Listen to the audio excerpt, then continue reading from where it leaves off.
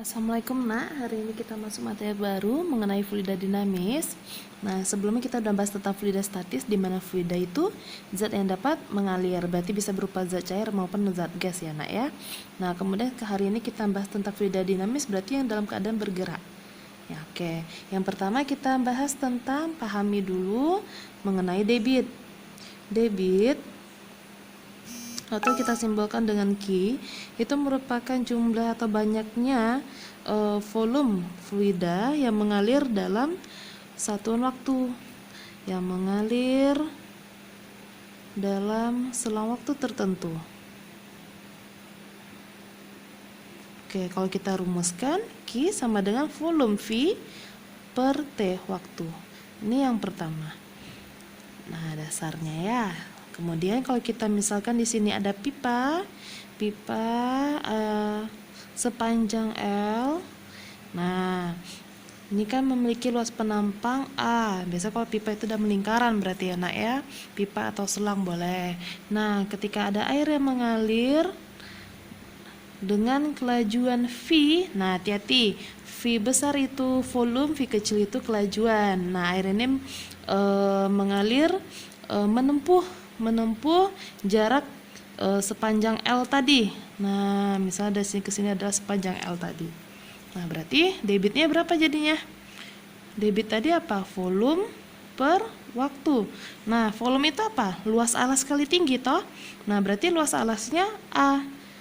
Nah, tingginya di sini apa nak? L ya nak ya.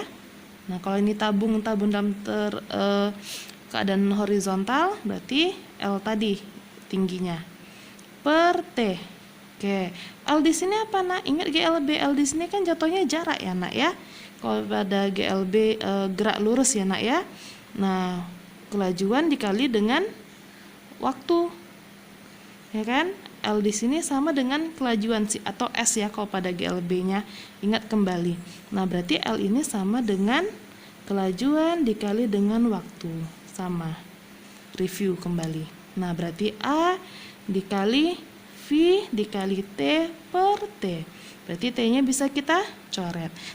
Jadi bisa juga Q itu kita cari dengan luas penampang dikali kelajuan. Nah, tergantung di soal lagi. Ini anak ya. Tergantung di soal apakah menggunakan volume per waktu atau luas penampang dikali dengan kelajuan. Ini untuk debit. Lanjut kita mengenai persamaan kontinuitas, yaitu hukum kekalan massa fluida yang mengalir dari pipa yang memiliki penampang berbeda. Misalnya di sini nih Ibu gambarkan ya. Ada pipa yang satu gede yang satu kecil, mengalir nih air dari penampang yang besar, maka debit yang mengalir, debit yang masuk di sini kita anggap Q1 sama dengan debit yang keluar di penampang yang kecil, kita anggap adalah Q2.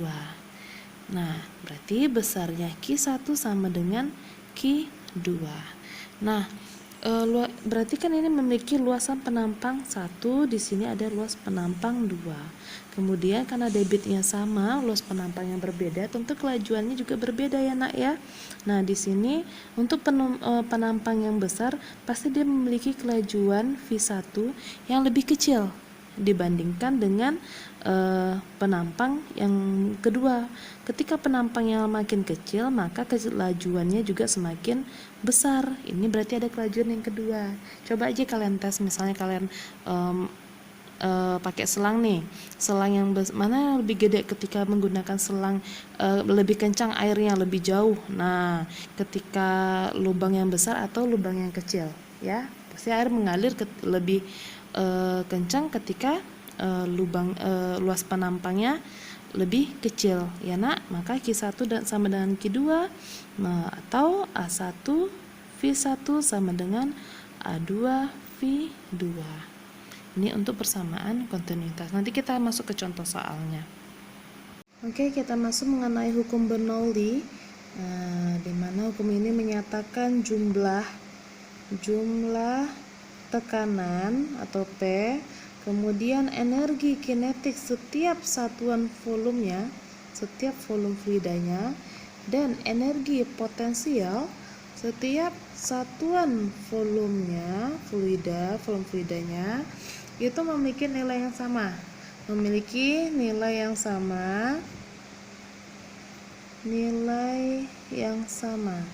Di setiap titik.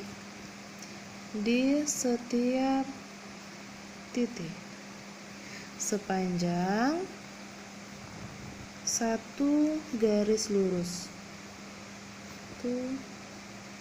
Nah, maksudnya apa di sini? Misalnya, ini ada pipa. Nah, ngalir dia nih. Teng ke atas. Ngalir ke atas, andaikan di sini adalah titik A, adalah titik B.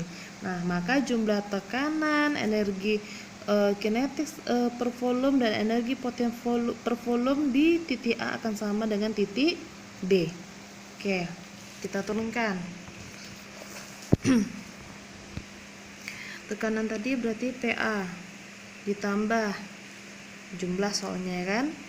Energi kinetik apa? Setengah mv kuadrat per volume, setiap satuan volumenya, ditambah energi potensial M kali G kali H setiap volume, berarti per V.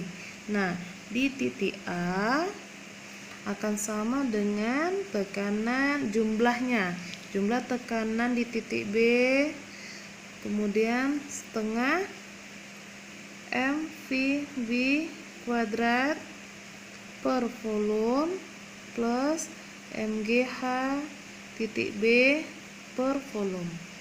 Nah, ini massa per volume itu sama dengan apa? Sama dengan rho. Ingat ya nak ya, rho sama dengan M per V. Maka jadinya PA plus setengah rho PA kuadrat plus rho GHA sama dengan rho B plus setengah rho B kuadrat plus rho GHB. Ini dia nilainya sama di setiap titik. Oke. Nah, nilainya konstan. Ini dia mengenai hukum Bernoulli. Oke, kita masuk lagi ke contoh soal biar lebih paham.